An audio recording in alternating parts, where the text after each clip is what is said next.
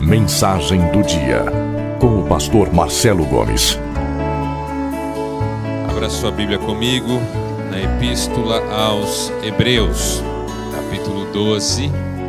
Nós vamos ler do verso 14 ao verso 29. Segui a paz com todos e a santificação, sem a qual ninguém verá o Senhor. Tende cuidado de que ninguém se prive da graça de Deus, e de que nenhuma raiz de amargura brotando vos perturbe, e por ela muitos se contaminem. Ninguém seja devasso ou profano, como foi Esaú, que por uma refeição vendeu o seu direito de primogenitura. Depois, como bem sabeis, querendo ele ainda herdar a bênção, foi rejeitado. Não achou lugar de arrependimento, embora com lágrimas o tivesse buscado. Não tendes chegado ao monte palpável e ardente, e à escuridão e às trevas, e à tempestade, e ao sonido da trombeta, e ao som de palavras tais, que quantos o ouviram rogaram, que não se lhes falasse mais, porque não podiam suportar o que se lhes mandava. Se até um animal tocasse o monte, seria apedrejado. E tão terrível era a visão que Moisés disse: estou aterrado e trêmulo. Mas tendes chegado ao monte Sião e à cidade do Deus vivo, à Jerusalém celestial, aos muitos milhares de anjos, à universal assembleia e igreja dos primogênitos inscritos nos céus. Tendes chegado a Deus, o juiz de todos, e aos espíritos dos justos aperfeiçoados, a Jesus, o mediador de uma nova aliança, e ao sangue da aspersão, que fala melhor que o sangue de Abel. Vede que não rejeiteis ao que fala. Se não escaparam aqueles que rejeitaram o que sobre a terra os advertia, quanto menos escaparemos nós, se nos desviarmos daquele que nos adverte lá dos céus? Então a sua voz abalou a terra, mas agora ele prometeu dizendo: ainda uma vez abalarei, não só a terra, mas também o céu. Ora, esta palavra, ainda uma vez, mostra a remoção de coisas abaláveis, como coisas criadas, para que as inabaláveis permaneçam. Pelo que, tendo recebido um reino que não pode ser abalado, retenhamos a graça, pela qual sirvamos a Deus agradavelmente, com reverência e santo temor, pois o nosso Deus é fogo consumidor. Louvado seja o Senhor pela sua palavra. Todos conhecem certamente a expressão de cavalo dado, não se olha os dentes. Parece que a arcada dentária do cavalo ajuda na determinação da sua idade e também das condições da sua saúde.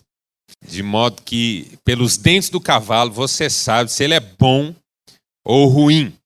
Mas a expressão sugere que se o cavalo está sendo dado, não é de bom tom olhar os dentes dele e tentar saber, assim, quais são as condições dele. Se é dado, receba. E não fique avaliando o que você recebeu. A sensação que essa expressão passa é que se você recebe alguma coisa, por si só isso já é suficiente. Você não deve tentar averiguar a qualidade desse presente. Presente é bom por ser presente, independentemente do que seja. De cavalo dado, não se olha os dentes. Mas tem uma outra expressão que, ao que parece, vai numa direção contrária, que é a expressão presente de grego. Você também certamente conhece essa expressão. Vem de uma narrativa de Homero, na Ilíada, quando ele conta da invasão dos exércitos gregos à cidade de Troia. Troia era uma cidade muito bem edificada, fortalecida, tinha muros muito altos e os seus soldados a defendiam com muita eficiência. Quando os gregos tentaram atacá-la, passaram muitos meses sem nenhum sucesso e apenas desgastando-se, até que um deles teve uma ideia. Vamos construir um cavalo de madeira grande e oferecê-lo como presente aos troianos, de modo que eles pensem que a ação é um reconhecimento humilde de derrota. Mas vamos esconder dentro do cavalo os nossos melhores soldados, para que assim que o cavalo estiver dentro das muralhas, eles possam sair de lá e lutar contra os troianos. Assim fez o exército grego. Construiu o cavalo, colocou à entrada da cidade. Quando os troianos viram que os navios afastavam-se no mar, abriram os portões e levaram o cavalo para dentro. Naquele dia festejaram, celebraram, beberam bastante. Ao final da noite, os soldados gregos saíram do cavalo, mataram os homens de Troia e conquistaram a cidade. Daí a expressão presente de grego, que é aquele presente que na sequência revela-se uma armadilha. Alguma coisa que prejudica você. Todos nós, em algum momento, já recebemos um presente de grego. Como quando eu ganhei um cachorro que eu não sabia tinha demônio.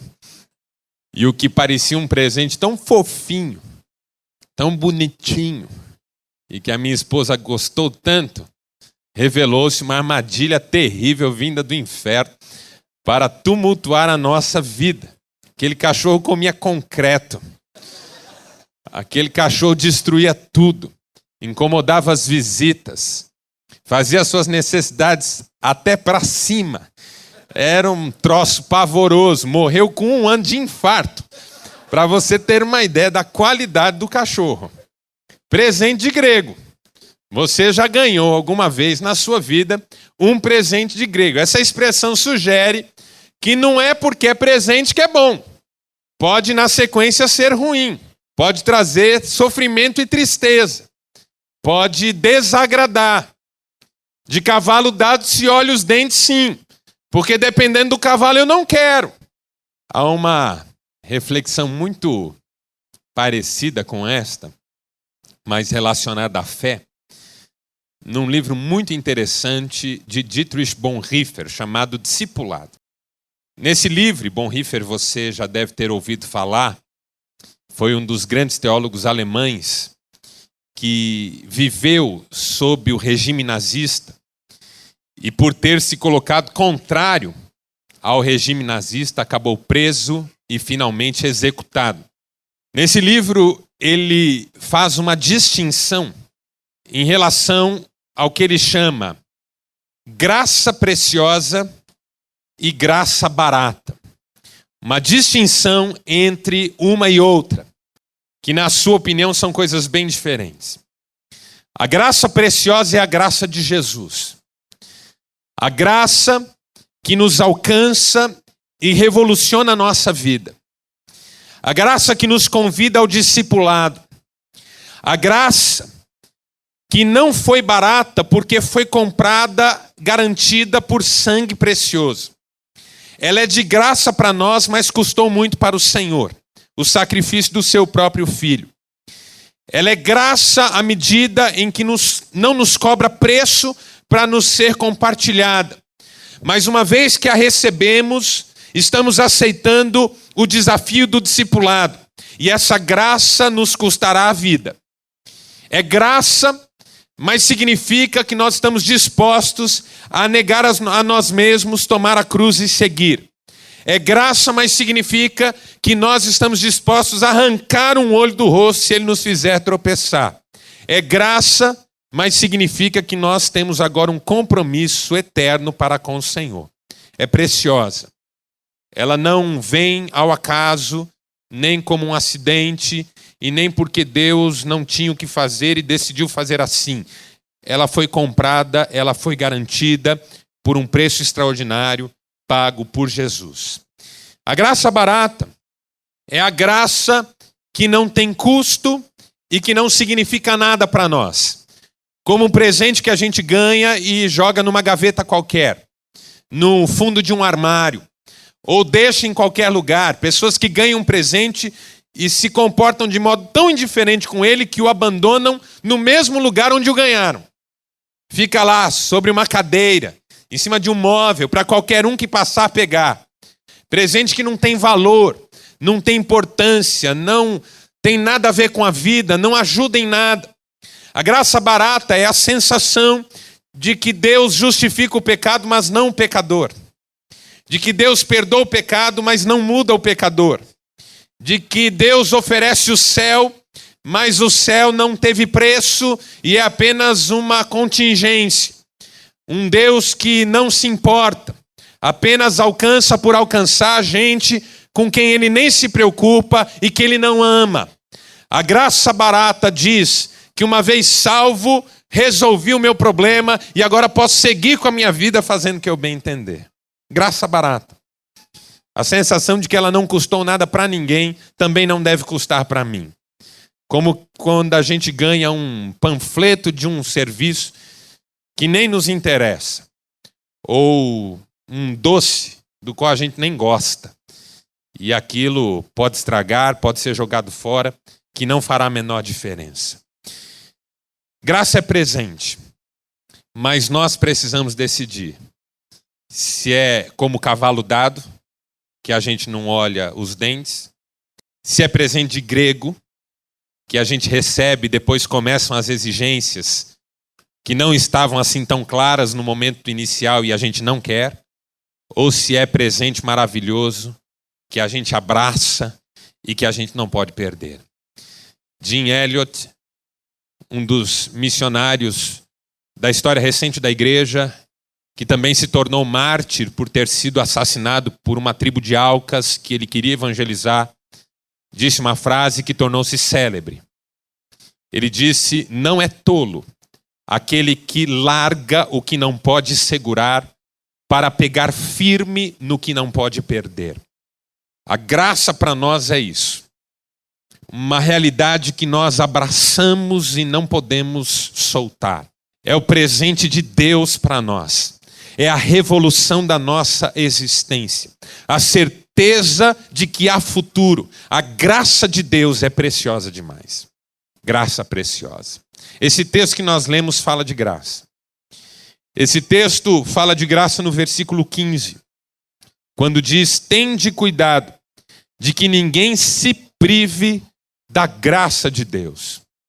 A graça como algo que você pode recusar, que pode ficar de fora da sua vida. Não é obrigatória, por isso é de graça. Não se impõe. Você só recebe se quiser. Versículo 28.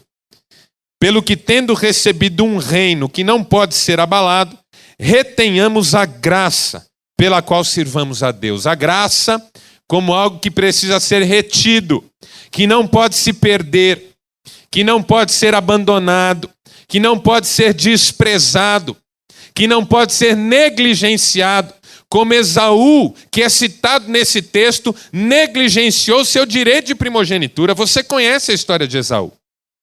Esaú era irmão gêmeo de Jacó, ambos filhos de Isaac e neto de Abraão. Poucos sabiam a respeito de Deus. Sabiam que seu avô tinha recebido um chamado de Deus e que o havia encontrado 3 ou 4 vezes em toda a sua vida. Sabiam que Isaac, seu pai, tinha nascido como fruto dessa promessa, dessa bênção, mas ele próprio, ao longo de sua vida, não teve nenhuma experiência extraordinária, apenas dedicou-se à sua fé. E finalmente nasceram debaixo dessa promessa, dessa bênção, sabedores de que o Deus de seu avô e de seu pai era fiel. Mas havia uma diferença entre os dois. Embora fossem gêmeos, Esaú tinha saído primeiro. E por isso foi declarado primogênito. E era o herdeiro de direito de todas as bênçãos que estavam garantidas e prometidas.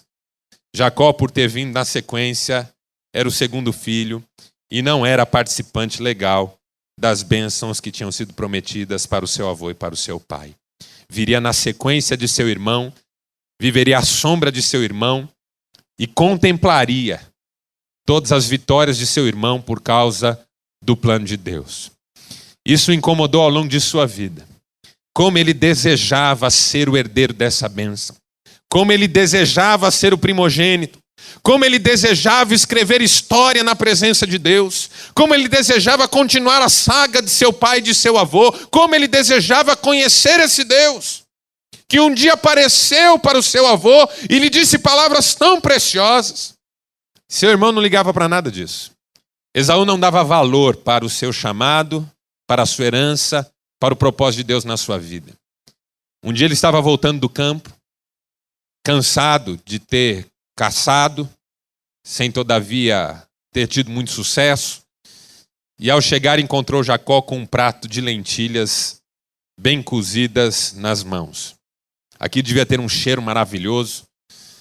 Esaú estava com muita fome e pediu a Jacó que lhe desse aquele prato de lentilhas. Jacó disse: não, esse prato é meu. E se você o quiser muito, também tem algo seu que eu quero. Eu ofereço para você o meu cozido, se você me der o seu direito de primogenitura. Eu ofereço a você o meu prato de lentilhas, se você me vender o seu direito de primogenitura. Sabe o que Esaú respondeu?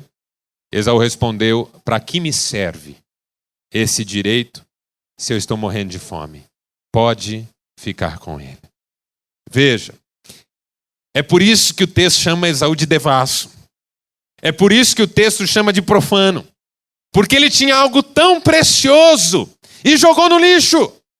Algo que não lhe custou nada e que por isso ele considerou que não tinha valor. Fique para você, pode levar. Como se uma criança encontrasse um brinquedo na sua casa com o qual você nunca mais brincou. E ela se entusiasmasse tanto que você dissesse: pode levar. Não vai fazer falta. Esaú vendeu assim o seu direito de primogenitura, razão pela qual o texto diz, na sequência, buscou lugar de arrependimento com lágrimas, mas não o encontrou. Porque há momentos na nossa vida em que aquilo que nós perdemos não volta. Tem tempo que é tarde demais, que a gente não recupera. Esaú jogou no lixo e já não podia mais revirar a lixeira, porque não estava mais lá. Esse texto é um incentivo para que eu e você não sejamos como Esaú e não negligenciemos a graça de Deus. O texto diz, versículo 25, vede que não rejeiteis ao que fala. Eu e você devemos valorizar a graça, recebê-la com alegria, viver nela, dedicando o nosso coração e o nosso ser a tudo aquilo que Deus sonhou para nós. Somos privilegiados, irmãos. O texto fala do nosso privilégio. Nós não somos como aqueles que viveram sob a antiga aliança, o Antigo Testamento, um peso, uma experiência de salvação que de início parecia sugerir um custo compartilhado. Deus dizendo: vocês serão salvos, mas vocês terão que andar na linha e terão que fazer tudo aquilo que se exige de alguém que quer ser salvo. Veja como o texto descreve essa experiência da antiga aliança, verso 18. Não tendes chegado ao monte palpável e ardente, à escuridão, às trevas, à tempestade, ao sonido da trombeta, ao som de palavras tais, que quantos o ouviram rogaram que não se lhes falasse mais. Veja as imagens de peso que esse texto levanta. Uma espécie de angústia, a sensação de que tudo é difícil demais, a ponto de, se um animal tocar o monte, ter que ser apedrejado, versículo 20. E tão terrível, verso 21, era a visão, que Moisés disse: estou aterrado e trêmulo. Não foi aí que Deus chamou vocês. Não foi nesse contexto que nós fomos alcançados. Nós somos privilegiados porque a salvação que nos foi oferecida não nos foi oferecida com custo compartilhado. Um custo não apenas moral, mas cerimonial, litúrgico, sanitário, nacional, de todas as ordens. Não foi assim que Deus nos trouxe para a sua presença. Nós viemos noutra época, noutro contexto, nova aliança. O sangue dessa nova aliança fala melhor do que o sangue de Abel. E por isso nós chegamos, verso 22, ao Monte Sião, à cidade do Deus vivo, a Jerusalém celestial, aos muitos milhares de anjos, a universal assembleia, a igreja dos primogênitos inscritos nos céus. Nós, irmãos, tendes chegado a Deus, aleluia, o justo juiz, aos espíritos dos justos aperfeiçoados. E agora veja o clímax: a Jesus, o mediador dessa nova aliança. Que privilégio, irmãos. Que graça é essa? Tão poderosa, tão abundante. Nos chamou para essa realidade tão linda, que é o projeto eterno de Deus para cada um de nós. Somos privilegiados. Esse texto nos incentiva a viver na graça, porque viver na graça é um privilégio. Mas também nos adverte quanto aos riscos. Porque se Esaú negligenciou o seu direito de primogenitura, eu e você podemos negligenciar tudo isso que é tão maravilhoso. Veja, por exemplo, a pergunta que o texto faz no versículo 25.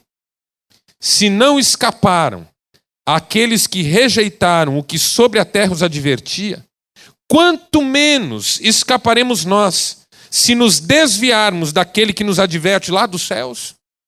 Se de um lado o nosso privilégio é tremendo, de outro a nossa responsabilidade é terrível.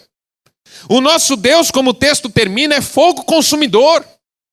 Nos chama para um compromisso, nos faz exigências. E é aí que entra o paradoxo da graça. A graça é exigente. Ela vem de graça, mas ela transforma a nossa vida. A graça não cobra preço nenhum para ser dada, entregue, mas aqueles que a recebem se comprometem com ela para sempre. Não há preço que eu e você possamos pagar pela graça. Por isso é de graça. Mas uma vez que dizemos, Senhor, eis-me aqui, eu quero, o compromisso é inevitável. O nosso Deus é fogo consumidor. E viver na graça é tomar algumas posturas que de repente se tornam obrigatórias para mim e para você. Veja, obrigações que a graça nos coloca. Primeira obrigação, primeira exigência da graça, em relação a Deus. E a exigência da graça em relação a Deus diz que nós devemos ser santos. O texto diz no versículo 14, segui a paz com todos e a santificação, sem a qual ninguém, diga comigo, ninguém verá o Senhor. Está na sua Bíblia também? Está na minha. De forma constrangedora, forte, objetiva, sem capitulação. Assim, direta. Sem santificação, ninguém verá o Senhor. Eu posso até pensar comigo, tenho esse direito, que talvez no céu haja um lugar assim distinto, fechado de todos os lados, como uma solitária, onde vão ficar aqueles que não verão o Senhor, mas estarão lá. Não acho que é isso que o texto esteja dizendo. A sensação que dá é que a graça exige, de forma inequívoca, o nosso desejo, a nossa busca por santificação. Santificação é consagração. É a percepção de que a nossa vida tem que ser separada para Deus. Separada de tudo mais. A palavra santo no Antigo Testamento vem de separado. Como quando você escolhe frutas para fazer uma geleia. De um cesto que tem frutas iguais. Em nada uma é melhor que a outra, mas você só precisa de meia dúzia. Então seleciona aquelas para aquela finalidade específica e a partir de agora elas subsistirão em função daquela finalidade. Santidade é isso. Você não era melhor do que ninguém, nem mais nobre do que ninguém, eu não era mais especial do que ninguém. Mas Deus nos viu, olhou para nós e nos separou para uma finalidade específica, viver para a sua glória. Nos chamou para uma missão, honrar o nome de Jesus. E agora nós devemos buscar essa santificação, que acontece na nossa vida como um processo. Santificação, um processo de Deus na nossa história, limpando-nos do pecado, tirando-nos das algemas, das amarras do pecado, ensinando-nos a sua vontade. Sem santificação ninguém verá o Senhor. É a exigência da graça. Porque se a graça fosse barata, ninguém pagou nada por ela, por que eu tenho que pagar? Ela não custou nada, por que vai custar a mim? Então pecar é só uma banalidade, não significa nada. Deus sabe que eu sou fraco, então vai assim mesmo, Ele vai entender. Mas se a graça é preciosa, é diferente. Porque se a graça é preciosa, cada gota de sangue derramada por Jesus naquela cruz tem a ver com cada um dos meus pecados. E eu não quero mais. Porque o que Deus fez por mim é tão extraordinário, é tão maravilhoso, que eu desejo que a minha vida seja transformada por isso. Eu quero andar em santidade, eu quero glorificar esse Deus que deu a sua vida por mim. Eu quero que a minha vida seja limpa. Porque Jesus derramou um sangue precioso, eu fui comprado por preço. Não estou mais sujeito à escravidão do pecado, eu sou livre para Deus, aleluia por isso. Sem santificação ninguém verá o Senhor. Uma palavra forte, mas necessária para uma igreja que já não percebe mais que a graça preciosa nos conduz a um passo a passo diferente daquele que a graça barata parece orientar. Rayon Niebuhr, fazendo uma crítica à teologia liberal de sua época, disse o seguinte: se as coisas forem como essas pessoas estão dizendo, um dia homens sem pecado adentrarão num céu sem juízo mediante um Cristo sem cruz. Mas não é assim. Cristo tem uma cruz. E a graça diz: se alguém quiser vir após mim, negue-se a si mesmo. Tome cada dia a sua cruz e siga-me. Segui a santificação, sem a qual ninguém verá o Senhor. Segunda exigência da graça. Segunda exigência da graça é uma exigência em relação aos outros. A primeira em relação a Deus, a segunda em relação aos outros. E tem a ver com os nossos relacionamentos, que devem ser pacíficos. Relacionamentos baseados em amor. O texto começa dizendo: segui a paz com todos. Só a graça pode dizer segui a paz com todos. Porque a ausência de graça faz com que nós busquemos paz com alguns, de quem nós gostamos, com quem nos identificamos, que nunca nos fizeram mal, e para quem nós também não queremos fazer mal. Mas a graça diz que você é tão pecador quanto aqueles que você detesta. A graça diz que você foi beneficiário de um amor que você não merece, tanto quanto não merece aquele que é seu desafeto. A graça nos nivela por baixo, mas ela traz um benefício extraordinário. Ela nos faz perceber que todos somos irmãos e que é possível vivermos em união. E que é possível nos amarmos com o amor de Cristo. E que é possível perdoarmos mesmo aqueles que nos feriram tanto. Porque o perdão que eu agora estou oferecendo é o mesmo. Tem a mesma essência daquele que eu tenho recebido todos os dias. A ponto de Jesus dizer: se não perdoardes, tampouco o Pai Celestial vos perdoará. É a exigência da graça. O perdão é de graça. Mas Ele exige que você o passe para frente. Perdoa os nossos pecados, Jesus nos ensinou a orar. Assim como nós perdoamos aos que pecaram contra nós. Ou se você preferir, perdoa as nossas dívidas, assim como nós perdoamos aos nossos devedores. Ou se você preferir, perdoe as nossas ofensas, assim como nós perdoamos a quem nos tem ofendido. Exigência da graça. A graça diz que ninguém é melhor que ninguém e que todos são iguais perante o Senhor. A graça fala de um Deus que não faz acepção de pessoas e que quer que nós vivamos em paz uns com os outros, para a glória de Deus. A graça diz que eu vou sair desse culto hoje e telefonar para a pessoa com quem eu venho me desentendendo, para a gente acertar os ponteiros, porque Deus é bom na nossa vida. A graça diz que a minha família precisa andar em paz, que o casal precisa se reconciliar, parar de brigar por causa de questões de autoestima, para viver para a glória de Deus. A graça diz que filhos devem amar seus pais e pais devem amar seus filhos. Hoje é dia dos pais. Só Deus sabe como está meu coração no dia de hoje. Que saudade do meu pai. E é triste ver Filhos que têm seus pais, vivendo com eles em permanente estado de guerra. Brigas sem fim, ofensas, agressões. A graça diz que os filhos devem obedecer aos pais não porque eles são perfeitos, mas porque Deus é soberano. A graça diz que os pais devem amar os filhos, não porque os filhos vão acertar sempre, mas porque Deus está no controle das suas vidinhas e os seus propósitos se cumprirão nos seus corações. A graça diz que a família tem jeito. A família tem jeito. A graça diz que a segunda milha vai ficar mais leve que a primeira. A graça diz que dá para entregar a outra face e ela não será agredida, porque o Senhor vai entrar com cura para esse relacionamento. A graça diz que se você entregar a capa não vai fazer falta, porque é Deus quem sustenta a sua vida e protege você do frio. É graça, irmãos. É graça. A graça é a certeza de que nós podemos viver como irmãos, apesar de tudo. Apesar de tudo.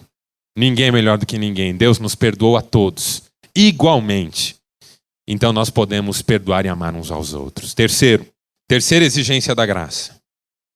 Terceira exigência da graça é em relação a nós mesmos. Em relação a Deus em primeiro lugar, em relação aos outros em segundo lugar, e finalmente em relação a nós mesmos e ao nosso coração. E a exigência da graça em relação a nós é de que deixemos Deus tratar o nosso interior, as nossas emoções. Versículo 15 diz que ninguém deve permitir que alguma raiz de amargura brotando perturbe e acabe contaminando outros. A graça diz que eu e você podemos resolver os nossos traumas diante de Deus. A graça diz que eu e você podemos ver curadas as nossas marcas mais traumáticas. A graça diz que eu e você podemos andar de cabeça erguida e não alimentar rancores, amargura, revoltas de todo tipo. A graça diz que eu e você não precisamos ser vitimistas. A graça diz que eu e você não precisamos mendigar reconhecimento geral. A graça diz que eu e você podemos ter saúde e maturidade espiritual porque Jesus nos ama muito. Se a graça fosse barata, também nós seríamos baratos e não teríamos valor. O que tem valor se o seu preço é mínimo? Só uma porcaria eu compro por um preço tão baixo. Mas se o nosso preço foi o sangue de Jesus naquela cruz, eu e você temos valor, irmãos. Somos amados por Deus. Há um plano para a nossa vida. Deus nos quer bem e sonha sonhos lindos para cada um de nós. Graça preciosa. A nossa vida é importante. Então não tem nenhum sentido a melancolia com que a gente olha no espelho todos os dias. Não faz nenhum sentido a mágoa, os complexos de inferioridade. Não faz sentido o coração fechado e o rosto franzido. Não faz nenhum sentido a expressão sisuda e a palavra sempre desanimada. A graça nos diz que viver é uma bênção e que a alegria do Senhor é a nossa força. Apesar de tudo, a graça diz que estar vivo é um privilégio e que a gente pode agradecer a Deus o tempo inteiro. O texto diz: retenhamos a graça, verso 28, pela qual sirvamos a Deus agradavelmente, com reverência e santo temor. A graça diz que eu e você podemos servir ao Senhor, que eu e você somos úteis no reino, que eu e você podemos mudar a história do mundo, sem usar de artifícios, sem subterfúgios, sem nos associarmos com quem quer que seja que esteja longe de Deus, sem encontrarmos atalhos, sem vendermos a alma. A graça diz que o que Deus faz na nossa vida é milagre e que como milagres nós vamos ser instrumentos nas suas mãos. O diabo não precisa participar disso, nem aqueles que ele tem levantado e usado. Eu e você, na força do Espírito Santo, podemos mudar esse mundo em nome de Jesus. Por causa da graça. É de graça. É pela graça. Vamos fechar os olhos por um instante. Pai Celestial, Deus amoroso, mais uma vez nós estamos diante de Ti porque a Tua palavra tem sido o nosso alimento. Nós dependemos do Senhor, nós amamos o Senhor, e mais do que tudo nessa vida, nós queremos o Senhor, a intimidade do Senhor, sermos encontrados dignos diante da Tua presença. Pai amado, que tudo que nós ouvimos agora possa encontrar solo fértil em nossos corações e produzir frutos de tal maneira que o nome de Jesus seja honrado através de nós. Obrigado, ó Deus, pela ministração da Tua palavra, por tudo que a Tua palavra tem para nos ensinar, para nos orientar, para nos corrigir os passos, e que nenhum desses ensinamentos seja esquecido por nós, que o Teu Espírito nos faça lembrar todas as coisas. É o que nós te pedimos em nome de Jesus. Amém.